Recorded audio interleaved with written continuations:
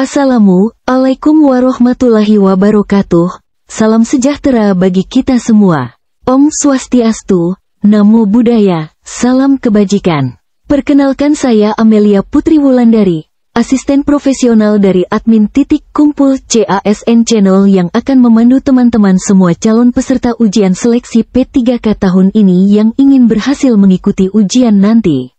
Kami menyediakan modul belajar P3K dengan 212 formasi jabatan. Setiap modul berisi materi dan latihan soal seharga 50.000 dan juga paket trio bank soal ujian teknis yang berisi 800 soal teknis seharga 99.000. Untuk info selengkapnya silahkan klik tautan di deskripsi video ini. Mari kita mulai belajar kita di video ini dengan berdoa menurut keyakinan kita masing-masing. Mentari menyengat si buah durian. Tetap semangat agar lulus ujian. Sekat berpijar si ikan teri. Semangat belajar bersama Amelia Putri. Tetap ikuti saluran channel ini. Semoga bermanfaat. Berikut ini merupakan materi pokok dan soal latihan seleksi kompetensi teknis P3K 2024. 19 analis pasar hasil pertanian ahli muda. Kompetensi umum. 1. Regulasi terkait bidang analis pasar hasil pertanian. 2. Ilmu dasar sosial ekonomi pertanian. 3. Pengetahuan umum di bidang analisis pasar hasil pertanian.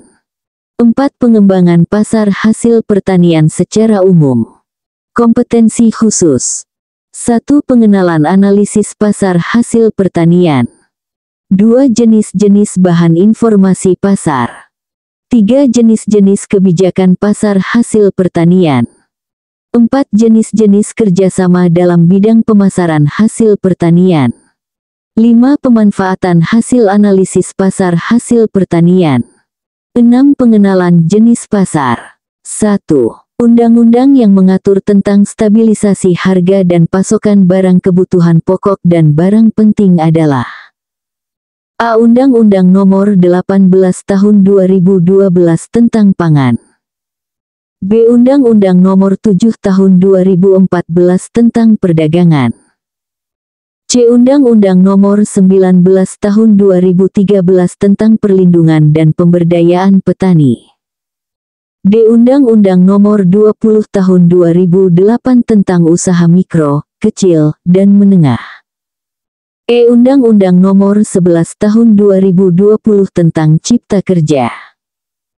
Jawaban yang paling tepat dari soal di atas adalah B. Undang-Undang Nomor 7 Tahun 2014 tentang Perdagangan.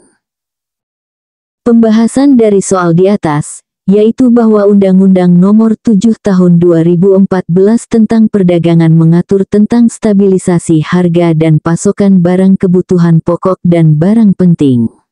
Dalam undang-undang ini, pemerintah berkewajiban menjamin pasokan dan stabilisasi harga barang kebutuhan pokok dan barang penting. 2. Berikut ini yang bukan merupakan faktor yang mempengaruhi permintaan suatu barang adalah: A. Harga barang itu sendiri. B. Harga barang lain yang berkaitan. C. Tingkat pendapatan per kapita. D. Corak distribusi pendapatan dalam masyarakat. E. Biaya produksi barang tersebut. Jawaban yang paling tepat dari soal di atas adalah E. Biaya produksi barang tersebut. Pembahasan dari soal di atas, yaitu bahwa biaya produksi barang tidak secara langsung mempengaruhi permintaan suatu barang. Permintaan suatu barang dipengaruhi oleh harga barang itu sendiri, harga barang lain yang berkaitan, barang substitusi atau komplementer, tingkat pendapatan per kapita, corak distribusi pendapatan dalam masyarakat, dan selera atau kebiasaan masyarakat. 3. Analisis SWOT dalam pengembangan pasar hasil pertanian digunakan untuk: A. Mengidentifikasi kekuatan, kelemahan, peluang, dan ancaman. B. Menentukan harga jual produk pertanian. C. Menghitung biaya produksi dan keuntungan. D. Memprediksi permintaan pasar di masa depan. E. Menganalisis tren konsumsi masyarakat. Jawaban yang paling tepat dari soal di atas adalah A. Mengidentifikasi kekuatan, kelemahan, peluang, dan ancaman. Pembahasan dari soal di atas, yaitu bahwa analisis SWOT strengths, weaknesses, opportunities, threats digunakan untuk mengidentifikasi faktor-faktor internal kekuatan dan kelemahan, dan faktor-faktor eksternal peluang dan ancaman yang mempengaruhi pengembangan pasar hasil pertanian. Hasil analisis ini dapat digunakan untuk menyusun strategi pengembangan pasar yang efektif. 4. Salah satu strategi untuk mengembangkan pasar hasil pertanian adalah A. Mengurangi jumlah produksi. B. Meningkatkan biaya produksi. C. Menaikkan harga jual produk. D. Memperluas jaringan distribusi. E. Mengurangi promosi produk. Jawaban yang paling tepat dari soal di atas adalah D. Memperluas jaringan distribusi. Pembahasan dari soal di atas, yaitu bahwa memperluas jaringan distribusi merupakan salah satu strategi untuk mengembangkan pasar hasil pertanian. Dengan memperluas jaringan distribusi, produk pertanian dapat menjangkau pasar yang lebih luas, sehingga dapat meningkatkan penjualan dan pendapatan petani. 5.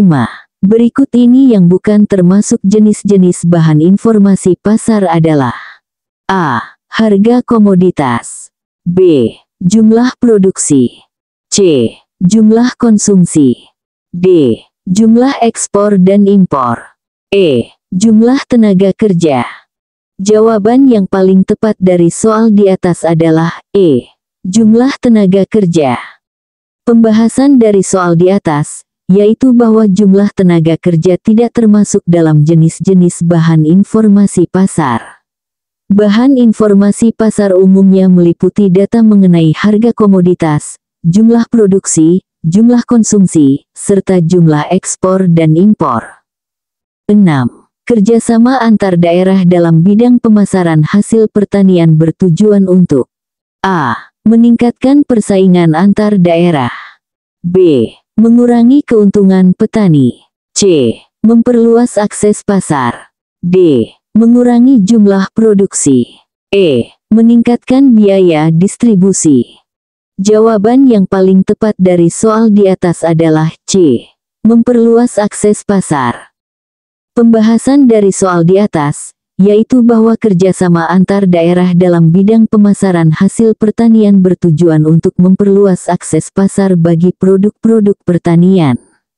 Dengan adanya kerjasama ini, petani dari berbagai daerah dapat saling berbagi informasi pasar, melakukan promosi bersama, dan memasarkan produk mereka ke pasar yang lebih luas, sehingga dapat meningkatkan penjualan dan pendapatan petani.